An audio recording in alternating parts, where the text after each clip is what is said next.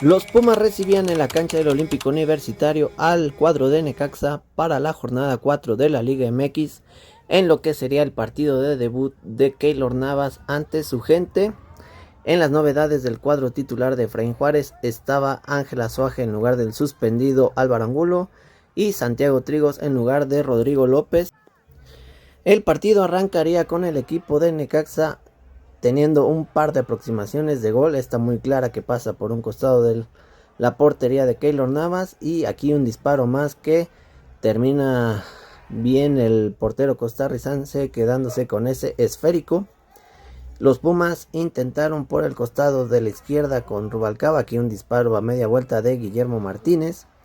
Pero en realidad en el partido hubo unos 15 minutos en el cual no pasó absolutamente nada, sino fue hasta que empezó a llover que los Pumas tuvieron un poquito más del control del balón, empezaron a tener un poquito más de llegada sobre el marco necaxista, pero sin inquietar del todo al arquero de los Rayos. Pumas se vio un poquito impreciso al arranque del partido, perdiendo muchos balones, no encontrando allá adelante a Guillermo Martínez, que no fue su mejor partido. De hecho, tuvo una muy clara en el segundo tiempo que la dejó ir, la falló. Pumas insistió mucho por el costado de la izquierda con Rubalcaba, pero se notó la ausencia de Álvaro Angulo, que te da más profundidad, más llegada que lo que te aporta Rubén Duarte, que es un poquito más lento en ese sentido. Por el costado de la derecha, Pedro Vite se centralizaba mucho, no llegaba a línea de fondo, intentaba más por la media cancha, juntarse con el Coco Carrasquilla. Por ahí tuvo un disparo de fuera del área que pasó muy cerca, y creo que a Pumas le falta tener esa variante, o que se animen un poquito más los jugadores a pegarle de fuera del área, lo que es Vite, Coco, Caicedo, Rubalcaba, que son los que tienen un poquito de mejor pie. Aquí vemos que cerca pasó ese esférico, aquí otra más de Pumas, un centro que no llega a rematar Guillermo Martínez. Y bueno, ya como por el minuto 30 cayó un aguacerazo. La cancha terminó inundada, parecía alberca. Por ahí tuvo Rubalcaba un mano a mano frente al arquero de Necaxa, donde el balón se le quedó un poquito atrás por las mismas condiciones de la cancha y ya no pudo definir bien. Guillermo Martínez, un cabezazo que el arquero lo sacó del ángulo. Vean, la cancha estaba totalmente inundada, no se podía jugar. El Picolín estaba ahí viendo al equipo de los Pumas desde el Palomar. Ya para el segundo tiempo había dejado de llover, pero la cancha seguía en malas condiciones, sobre todo del lado de donde iba a defender el equipo de Necaxa. Por eso se atrasó un poquito más el arranque del segundo tiempo, ya que se estaban quejando de que el balón no corría bien. Vean aquí el jugador de los Rayos dispersando el agua con su mano.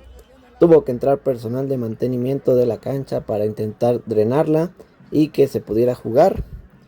En mi opinión, yo creo que se debió de suspender 10 minutos antes de que acabara la segunda mitad, porque la cancha estaba en pésimas condiciones, no se podía jugar. Ya a comparación del segundo tiempo, bueno, ya había mejorado, aunque sí había ciertas zonas donde todavía está un poco encharcado y se quedaba el balón atorado. De hecho, siento yo que afectó mucho en el trámite del partido. Ven aquí, Pedro Vite le queda el balón atrás y no puede definir de buena manera. Vean aquí como el balón se quedaba estancado en ciertas zonas de la cancha. Y yo creo que eso sí influye mucho en el accionar del equipo, porque no mides bien la velocidad del balón. Aquí si hubiera llegado en buenas condiciones ese esférico, yo creo que Memo Martínez le había pegado de primera. Entonces sí influye el estado de la cancha, no te permite jugar de la mejor manera, tienes que buscar otras alternativas, no jugar tanto a ras de césped, intentar jugar un poquito más arriba. Pero Pumas seguía intentando por el costado de la izquierda, pero no tenía mayor peligro sobre la cabaña del Necaxa, hasta que vino este cabezazo de Rubén Duarte tras un tiro de esquina al minuto 60 y ponía al frente a Pumas en el marcador, y parecía que el trámite del partido para los Pumas sería más tranquilo, porque realmente Necaxa no te había inquietado más allá de los primeros minutos del partido. Vino una jugada donde hubo una serie de rebotes tras un disparo de Diego de Buen. Le volvió a quedar ahí y bueno, la puso inalcanzable para Keylor Navas en un golazo del equipo de Necaxa y se ponía 1-1 en el minuto 68. Después de eso Pumas tuvo una muy clara con Guillermo Martínez, un balón filtrado a Rubalcaba que se la pone a Guillermo Martínez ya solamente para que le empujara y bueno, no supo cómo pegarle ese balón, la terminó fallando en lo que significaba el 2-1 para los Pumas. Esto pues hace ver que efectivamente Pumas necesita otro delantero con urgencia para meterle presión a Guillermo Martínez, competencia, o inclusive para que sea un acompañante más al frente, tener otra variante en el ataque, ya que aquí cuando salió Guillermo Martínez, obviamente abuchado por todo el estadio, pues Pumas ya no generó más de peligro al frente porque ya no tenías ese referente en el ataque. Entró el Toti López como centro delantero y bueno, de hecho la más peligrosa fue un disparo de Benevendo que se fue por arriba, pero Pumas se vio chato al ataque, ya no generó más acciones de peligro, ya no inquietó al arco rival.